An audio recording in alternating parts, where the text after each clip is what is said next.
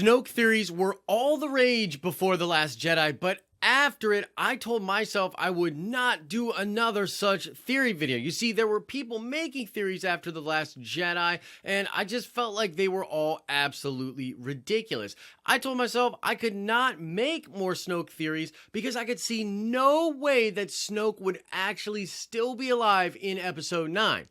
That is, until now. What is up, YouTube? My name is Josh. This is The Den of Nerds. If you love Star Wars, subscribe to this channel. We crank out a ton of Star Wars content over here. This video was made in part by Alfred Schuler. Al is an executive producer Patreon, and we came up with this idea together in one of our most recent phone conferences. Go check Al out on Instagram. He is in the process of starting to make a ton of Star Wars content himself. I think his ideas are awesome. You're definitely going to want to go check out his stuff. Okay, so let's start with what this theory is not. I think this is a good place to start. This theory is not denying the death of Snoke. There are a lot of theories out there saying that what happened in the throne room scene and Kylo cutting him in half was all a Force projection or some kind of a trick by Snoke. And I do not think that that is what happened. I think that Kylo Ren killed Snoke. I think that Snoke in his current form is gone, which will leave the First Order leaderless, allowing Kylo Ren to be the supreme leader. So this isn't a theory video basically saying that they're going to retcon that death and Snoke will remain the main antagonist in Episode 9. Next, I need to talk about what Snoke actually wanted. It's important to understand where this theory goes. And this was actually a point in my conversation with Al that actually opened up my mind to this possibility and sort of started this theory in my head. I think that this line from The Last Jedi sums up what Snoke wanted perfectly. Skywalker lives. As long as it does, hope lives in the galaxy. I thought you would be the one to snuff it out. So you see from that quote that Snoke wanted Luke Skywalker gone, but the question is like, why? Why exactly did he put so much focus on Luke Skywalker? Well, I think there's a couple of other quotes from the movies that help explain this as well. This one in particular from The Force Awakens. Skywalker returns. The new Jedi will rise. So basically, Snoke wanted to snuff out hope, and he did not want people to believe a new Jedi Order could rise, and he definitely didn't actually want a new Jedi Order to rise. Now, the reason for this, in my mind, all has to do with the strategy that Snoke had for enslaving and subjugating the galaxy. He wanted to actually use the dark side to enslave people, both literally and figuratively. You see, the First Order did not shy away from or hide the fact that the supreme leader was powerful in the dark side. In fact, there's an entire division within the First Order dedicated to the dark side of the Force. They were aware of the kyber crystals being used in their weapons. It was just a thing. This was starkly different than the way that Palpatine ruled the Empire, hiding the fact that he was a Sith Lord. You see, I think Snoke wanted people to believe in the Force. I think that he wanted them to believe in the dark side, and he wanted them to fear the dark side. He wanted to rule through fear. Now, the only inherent downside to a strategy like that is when you put all of your stake in the dark side, if people don't want to be subjugated, they will ultimately lift up the light side and hope against you. In fact, they might think that the Jedi or even Luke Skywalker himself could be their savior, and that just makes sense in that scenario, right? And so because Luke was the embodiment of hope and the lineage holder for all of the Jedi's teaching, it was very important to Snoke that he not only defeat Luke Skywalker, but humiliate him, get him to lose his faith, take away the mythic status that this hero figure had. I think even more beyond that, if Snoke could turn Luke Skywalker, which may have been a strategy of his, it would have been the ultimate victory for the dark side and the ultimate defeat for the light side. Now I need to stop and talk about what Snoke represents metaphorically, and this is just important to where my head is at with this theory. Snoke represents the devil or Satan. I think ultimately he's meant to represent the snake in paradise, which, you know, there's an Adam and Eve thing going on with Kylo Ren and Rey, and I think Snoke just clearly represents the snake, the serpent, and Satan in that equation. Now, ultimately, the reason this is important is because the devil actually takes many different forms in the Bible and in different stories. You'll see where I'm going with this in just a minute, but there was a line in the Tarkin novel where Palpatine is meditating within the dark side of the Force, and he feels something in the unknown regions communicating to him. Whatever this thing was, it was so strong that Palpatine says that he thought it might be the source of his power or the dark side itself.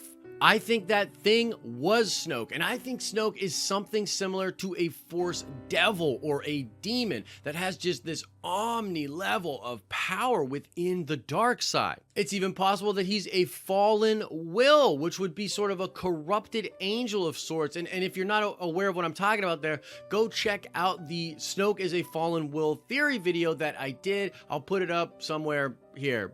Click it and go check that out. I think Snoke was able to use telepathy to a crazy degree where he's almost inside the head or the soul of the people that he is manipulating. I think the moment of weakness that Luke Skywalker had where he rose his lightsaber and thought to kill Kylo Ren, I think that was Snoke manipulating Luke, being possessive of Luke's soul.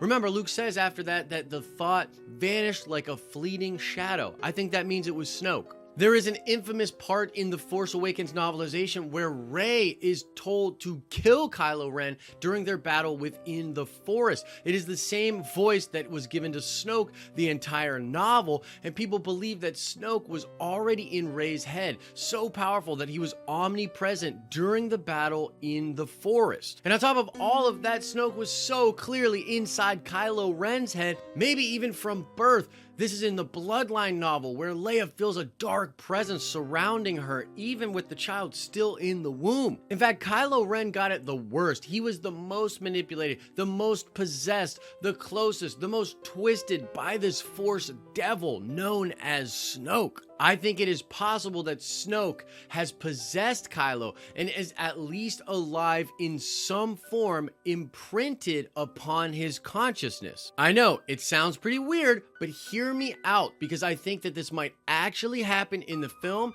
and there are diegetic story reasons why it would make sense. From a storytelling perspective, the fact that Snoke corrupted Ben Solo is a huge point. It's something very important to empathizing with Kylo Ren and also understanding why he needs to be redeemed. It's not fully his fault. He should take responsibility for the choices that he made, but if he's been manipulated by this Force devil the entire time, then man, some of that blame goes away and there's more empathy for the character. I think in episode 9, it's possible Snoke will still be in Kylo's head, still be talking to him, toying with him, manipulating him, making him go absolutely crazy. This could manifest itself in a sort of a Force ghosty form or visions that Kylo would have of Snoke. It could just be his voice toying with him as he went about his business trying to rule the galaxy. Either way, I think it's very important that Kylo has this devil of sorts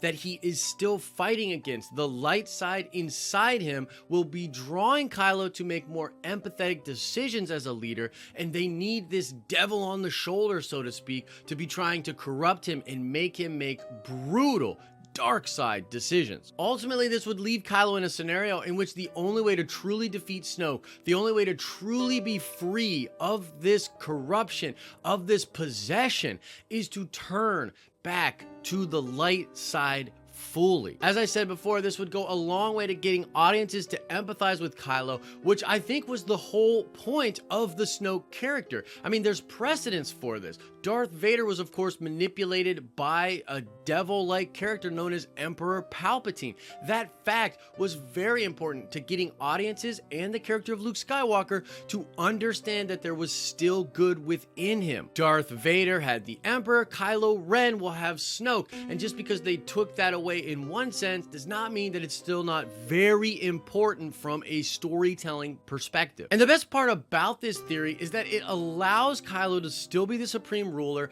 act with autonomy, you know, do that whole thing, be the Skywalker that's in charge of the whole galaxy, and yet, if Snoke is still alive inside him, possessing him in some way, it still allows that out for this puppeteer, for this manipulation, for this devil-like creature that is still trying to convince Kylo Ren to do the wrong thing. You see, ultimately, Star Wars is good versus evil, God versus the devil, dark side versus the light side, and I think it would just make total sense if Kylo had to shed the dark side completely, return to the light so that he is no longer corrupted by Snoke, who is a Force demon or devil of sorts. Oh, and by the way, this could also leave it open for Snoke to still be alive in future stories, whether they be comics, books, video games, or other movies. I think it's pretty dope. So there you have it, guys. My newest Snoke theory, how Snoke could still be alive in episode 9. Let me know what you thought about it. Is it gonna happen in the movie? Probably not, but guess what? It's still fun to speculate about Star Wars. At least, in my opinion, it is. I hope you enjoyed this video. Definitely let me know your thoughts about it in the comments section below. Also, I'm bringing back Nerds Talk Star Wars, my long-form Star Wars interview show. And the first guest is Vincent Vendetta. That is going up later today as well. So if you're watching this video, in all likelihood, that video is up. Go check that out as well. As I always say, I hope you are having an awesome and nerdy day. And I'll see you in the next video.